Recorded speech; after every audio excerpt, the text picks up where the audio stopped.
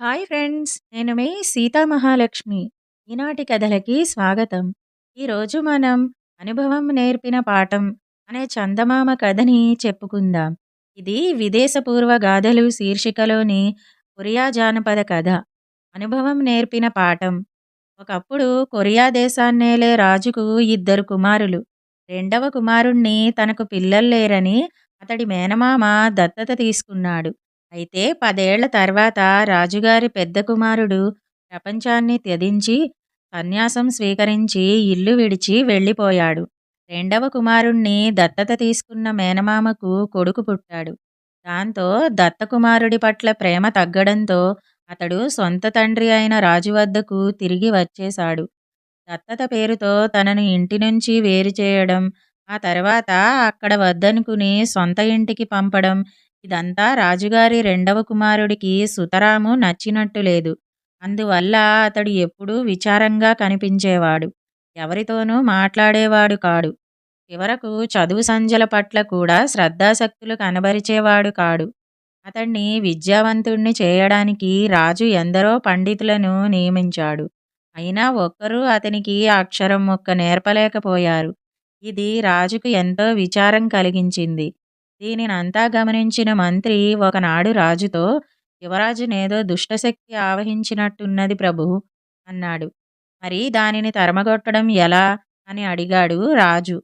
ఒక సాధుపుంగవుడు మన పట్టణానికి సమీపంలో ప్రవహించే నదీ తీరంలోని కొండ పాదతలం వద్ద ఉంటున్నాడు. మీరు స్వయంగా వెళ్ళి దర్శిస్తే యువరాజును ఆవహించిన దుష్టశక్తిని వదలగొట్టే మార్గం ఆయన చూపగలడనుకుంటాను అన్నాడు మంత్రి. రాజు గుర్రం మీద ఒంటరిగా సాధువు కుటీరం వద్దకు వెళ్ళి ఆయనకు శిరసు వంచి నమస్కరించి తను ఎవరైనది విన్నవించాడు. నాలాంటి పేద ప్రజలకు రాజు ఏదైనా సాయపడగలడు గాని రాజుకు నేనేం చేయగలను అని అడిగాడు సాధువు. మహాత్మా, నేనిప్పుడు నిరుపేదగా దీనుడిగా తమ ముందు మోకరిల్లి వేడుకుంటున్నాను అంటూ రాజు తన సమస్యను సాధువుకు వివరించాడు. సాధువు తల పంకించి కళ్ళు మూసుకున్నాడు. కాసేపటికి కళ్ళు తెరిచి, సరే, నీ కుమారుణ్ణి విద్యావంతుణ్ణి చేయడానికి నేను సాయపడగలను. అయితే అంతకు ముందు నువ్వు ఒక పని చెయ్యాలి అన్నాడు.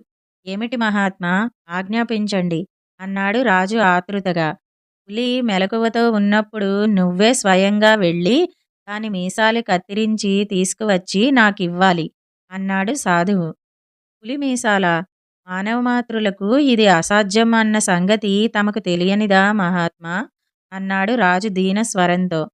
మానవ స్వభావాన్ని మార్చడం కన్నా అసాధ్యమైనదేమీ కాదు అన్న సాధువు మందహాసం చేస్తూ, వెళ్ళు నాయనా, వెళ్ళి ప్రయత్నించు.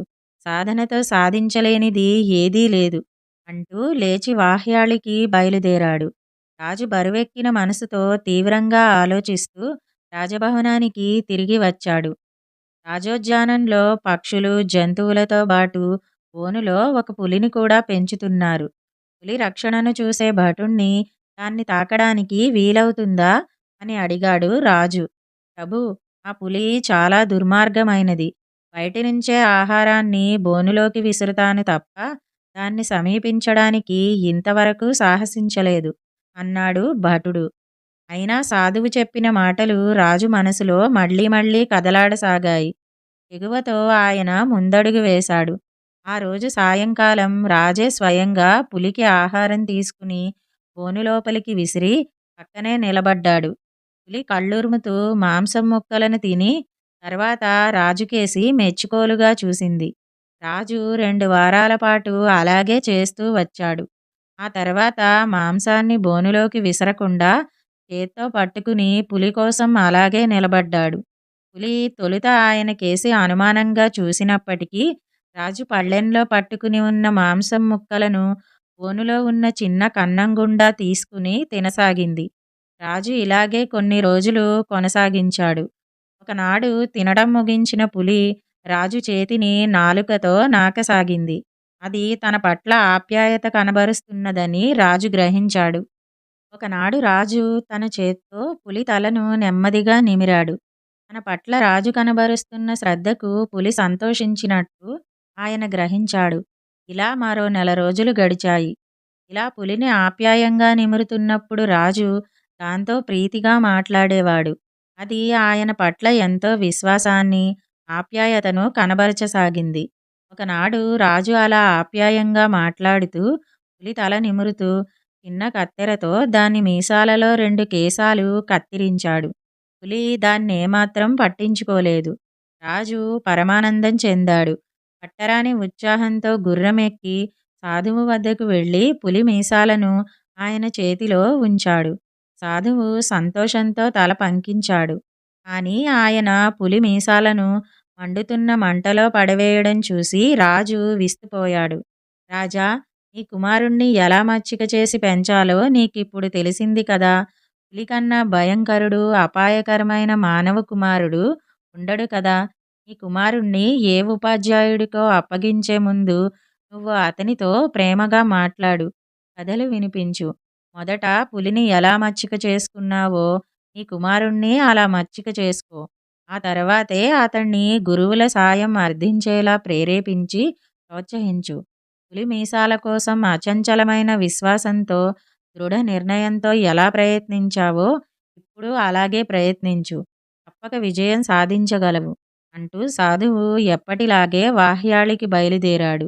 రాజభవనానికి తిరిగి వచ్చిన రాజు తన నూతన అనుభవ జ్ఞానాన్ని ఆచరణలో పెట్టాడు. రాజు కుమారుడి పట్ల చూపిన ప్రేమాదరాల కారణంగా అతడిలో క్రమంగా మార్పు రాసాగింది. తన మనసును అర్థం చేసుకుని తన మీద అపార ప్రేమను కనబరిచే శ్రేయోభిలాషిగా తండ్రిని అతడు గుర్తించాడు. ఎలాంటి విద్యనైనా నేర్చుకోవడానికి సిద్ధమైన వివేక సంపన్నుడైన యువకుడిగా తయారైన తన కుమారుణ్ణి చూసి రాజు పుత్రోత్సాహంతో పొంగిపోయాడు.